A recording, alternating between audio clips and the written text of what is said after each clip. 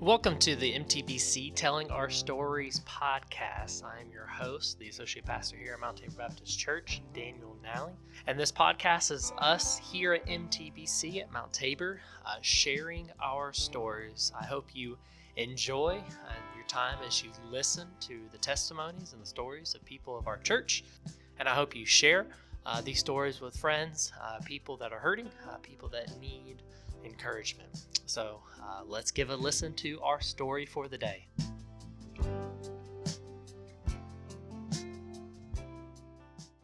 Welcome back to MTBC Telling Our Stories. Today we have Mr. Jeff Burke with us today. He is one of our deacons here at Mount Tabor. He is also head over our men's ministry. They meet on Wednesday nights and have a pretty cool rotation going on. Different guys sharing their stories and what Lord's doing. So that's been awesome. Jeff, thank you for being here.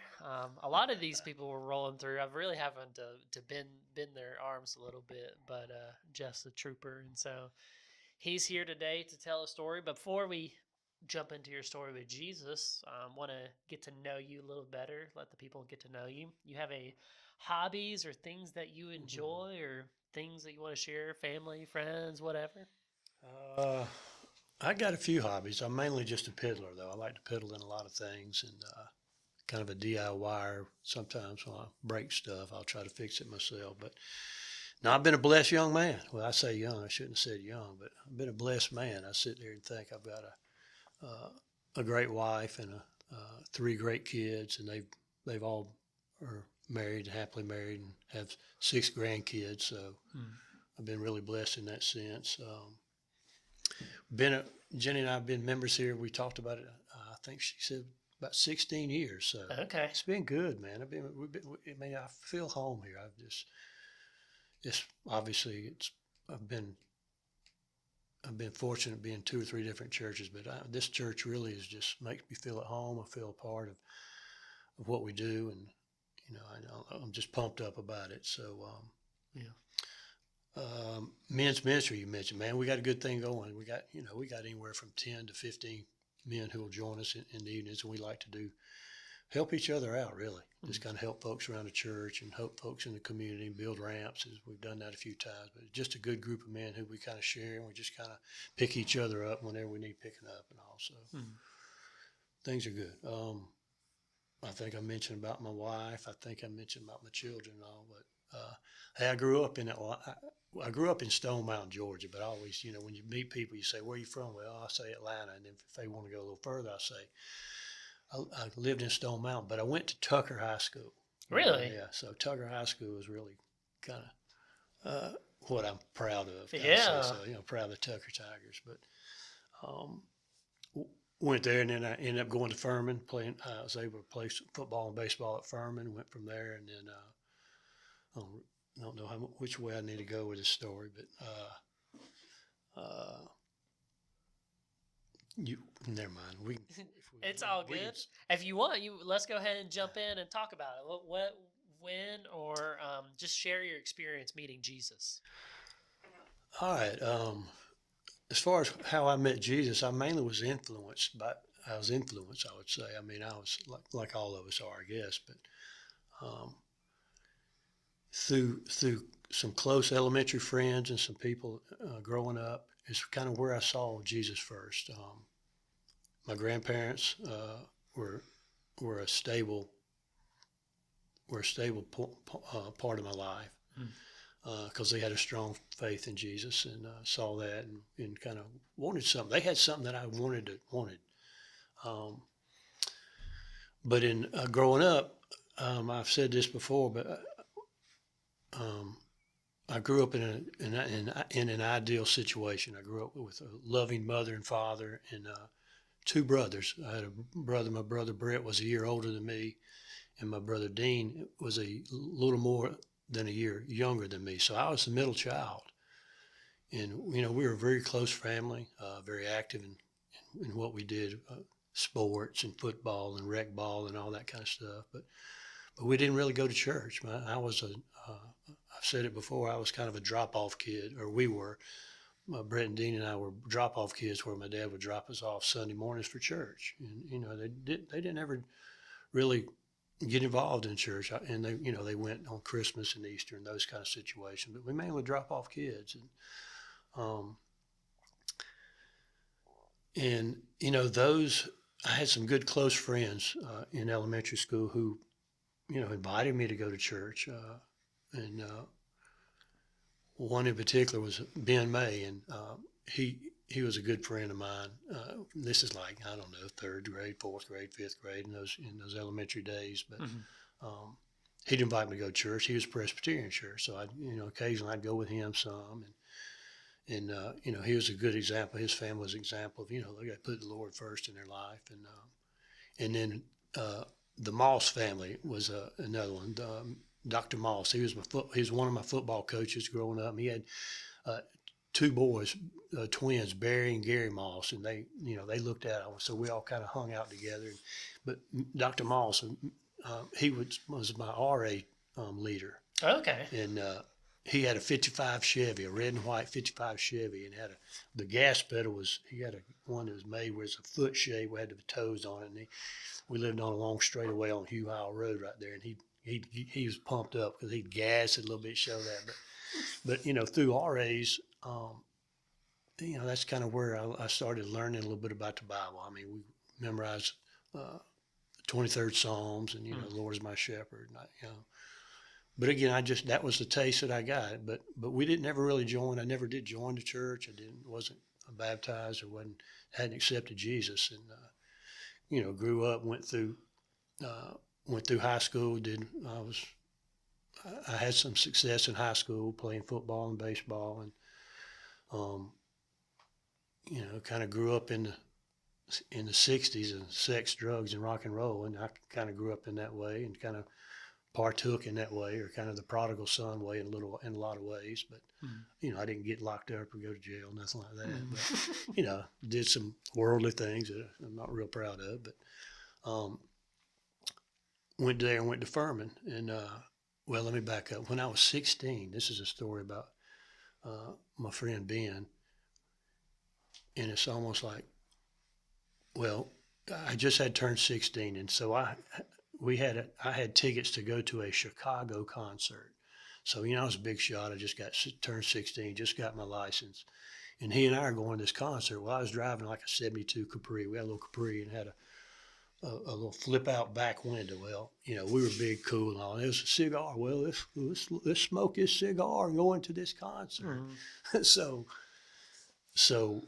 lit the cigar, and the next thing I knew, I tried to open the back window in the back, and I'm driving the car, and the back window falls out, and it's, oh my gosh, oh my gosh, oh gosh. You get paranoid about, what are you gonna do? What are you gonna do?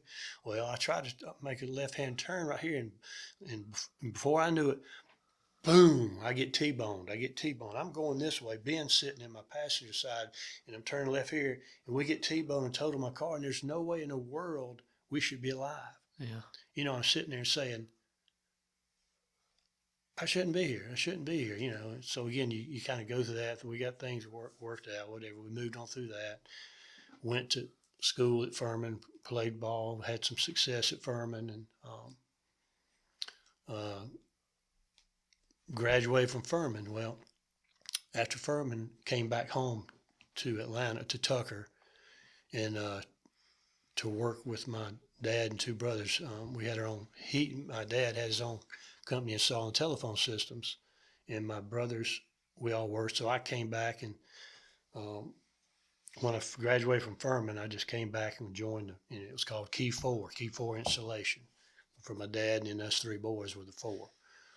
And I came back, and I still, I was searching. I wasn't a bad kid or whatever, but I was, all of a sudden now I'm at home and I'm starting to make some good money. I was 23 years old, and I bought me a house. Wow. Here I am at 23, I bought me a house. It's Yeah. like, so I'm kind of experiencing a little bit of the worldly ways and stuff like that, but something was just not there. I was missing something, so. Yeah. One night after I was there in Atlanta, Ben invited me to go with him to a Charles Stanley revival in Atlanta, Okay. and I just remember, I remember getting saved, and it's like, he basically said, if you want to accept Christ, then you just need to raise your hand, and daggum hair on the back of my neck raised up, and the next thing I knew, my hand was going up, Yeah. and it's like, wow. So here I was, all of a sudden I was kind of, what have I just done? I just, Yeah. so I kind of go back into the daily life of, what I working or whatever, but I'm still kind of still searching. Mm-hmm. And then I worked on the Coca-Cola building, the big tall Coca-Cola building right by Georgia Tech. I mean, Yeah. I wired every single phone in that building when it was brand new.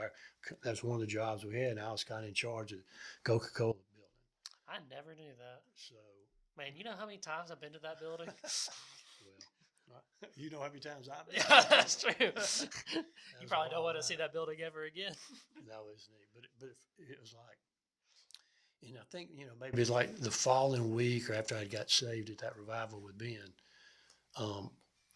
I was working, and I was up on like the 23rd floor, and there's like 50 floors or whatever. So here I am sitting on the 23rd floor, and I'm working on this floor, and lo and behold, there's a desk over. So I just, I said, I'm just going to take a minute. I'm just going to sit down in this guy's office right here. He sits right here, and you can look out and you can see Georgia Tech and the varsity over there, and there's this.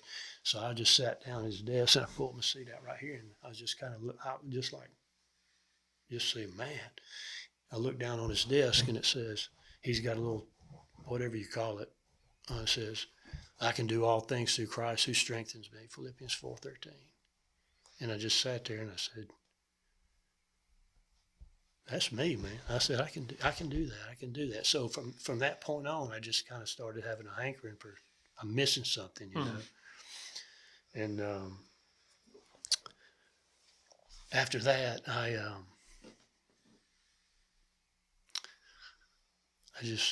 had a call, and kind of felt like, I need to do something else. I'm not doing what I need to do. Yeah.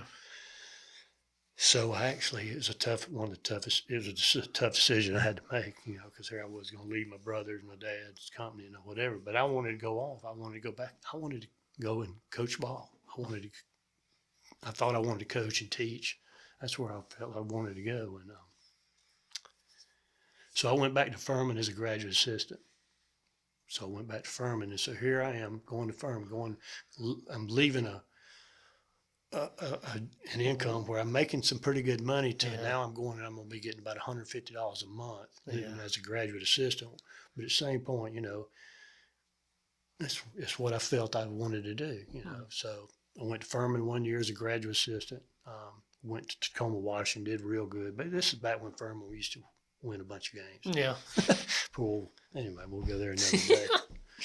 But and then that year after that, Coach Sheridan went to NC State, so I got to go with him to NC State as a graduate assistant. And again, I was still single. I wasn't, still single, whatever. But from there, it's like, look, I want to find me a job. I want to get me a coaching job. Well, as I started to look, I wanted to come back instead of being in Raleigh, North Carolina, I wanted to come closer to home. So I was trying to find something close by there. There really wasn't too much that opened up, evidently. But Presbyterian College had an opening or whatever, and over in Clinton, South Carolina, and I applied on it. Coach Sheridan made a call for me, but I ended up getting the job as an assistant coach at PC. And great experience. Football. Okay. Yeah. So, I went to PC, and again, it was it's like this. The Lord's leading me where I need to go, because at PC is where I met Jenny, my wife. Because she was a student there. She was a student there, and her dad actually was an assistant coach on the staff. So it's like I remember when I first met Jenny or whatever, like the dining hall, like we worked in the athletic field house, which is on like one end of the campus. Well, the dining hall was kind of in the middle of campus, and I just remember I remember seeing this girl walk from the dining hall on a long sidewalk toward PC, and I just kind of glanced, and as she was coming that way, it was a glow about her. Mm-hmm. You know how you see on TV how they put that glow. Mm-hmm. You know, I said, so she came and cute little girl had running shorts, those little dolphin running shorts, all that stuff. Little cute girl. So here I'm just going to be friendly and talk with her. And I didn't. And then as I started, I realized that, oh, well, that's Coach Lindley's daughter. Mm-hmm. So, and again, things got developed. And here I am older than Jenny. It's like, kind of felt awkward that way, but we started hitting it off, and talking on. And lo and behold, after she graduated from PC, we got married, mm-hmm. and that's kind of where the start of our relationship. And it's been obviously one of the biggest blessings that I've had is mm-hmm. her, because she's what I needed, mm-hmm. so to speak. So now I've rambled a bunch. I don't know if I actually hit on everything. Yeah, you good. Just this is just us talking story. Yeah. So we went from there, and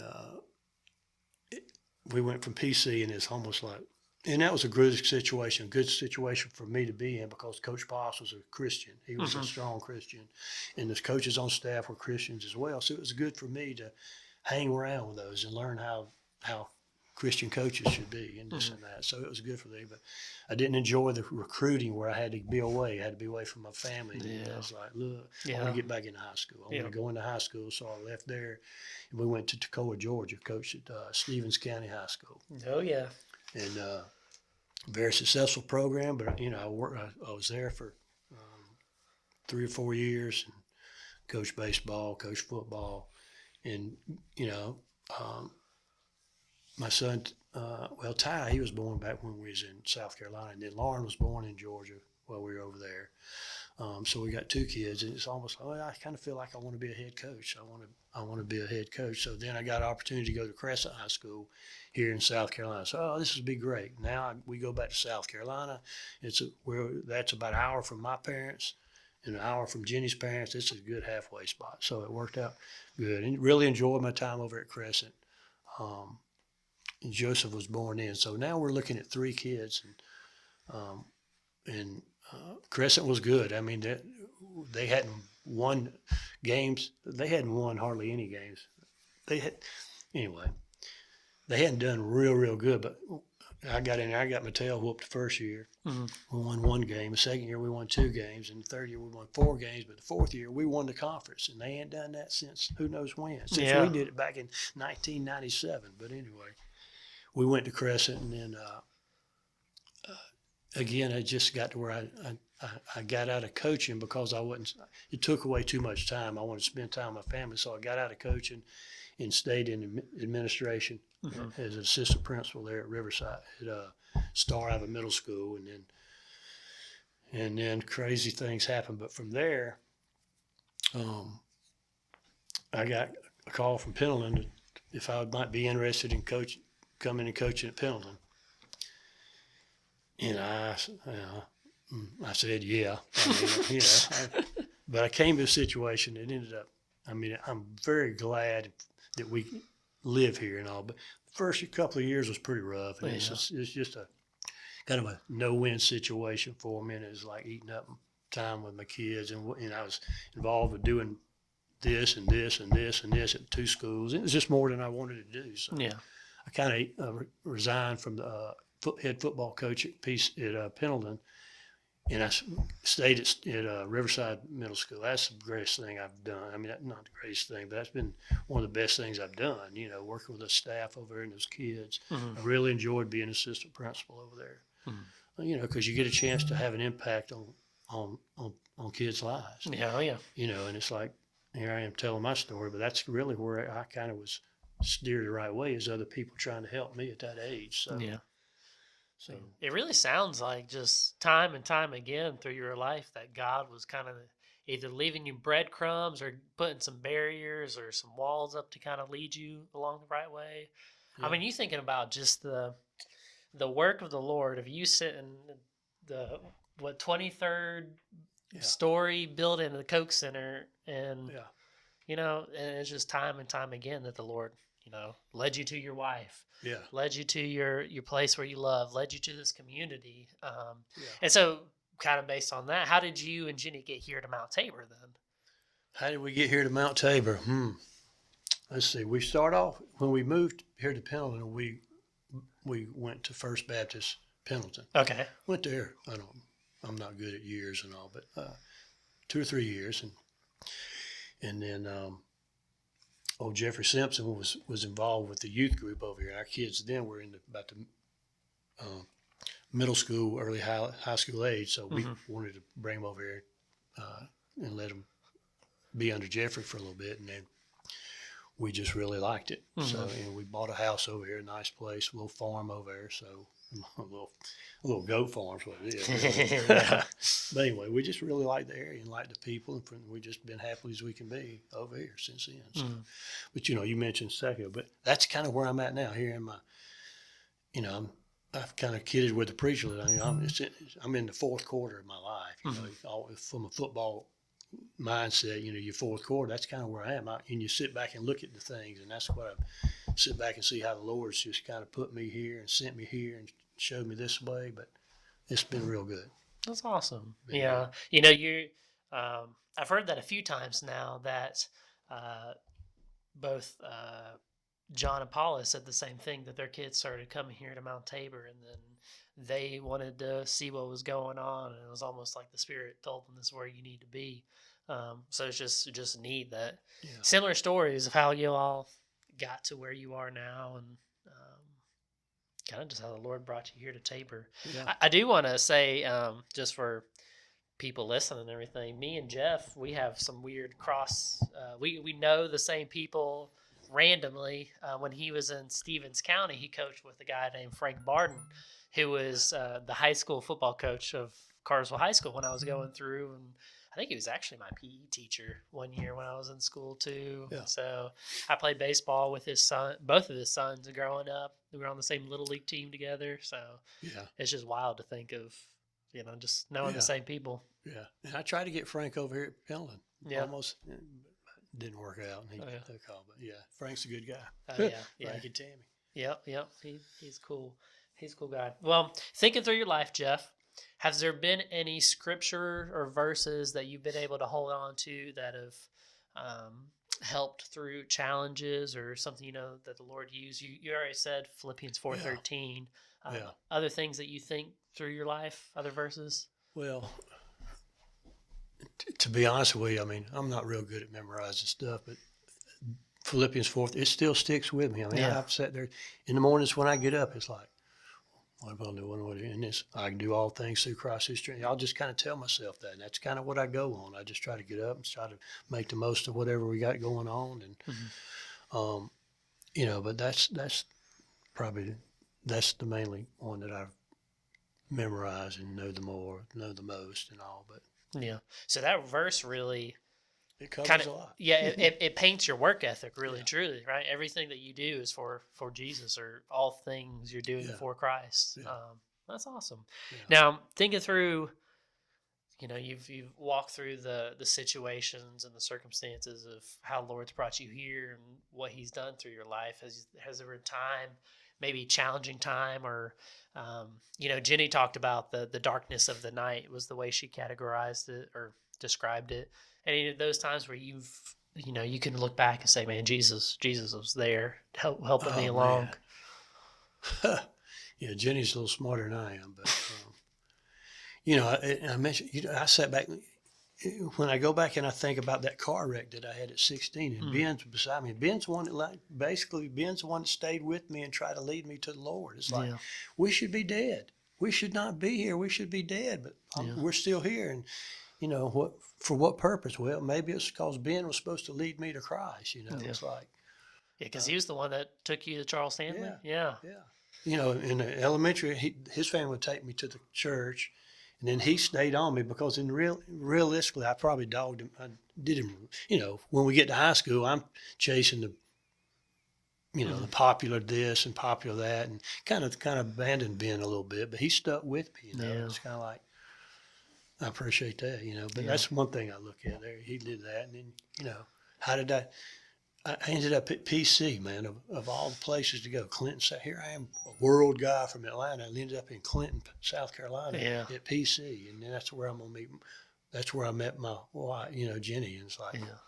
you know, so it's easy for me now to look back and see the path that he had chosen for me. So hopefully I just can I can do them right and continue that good path. Mm-hmm.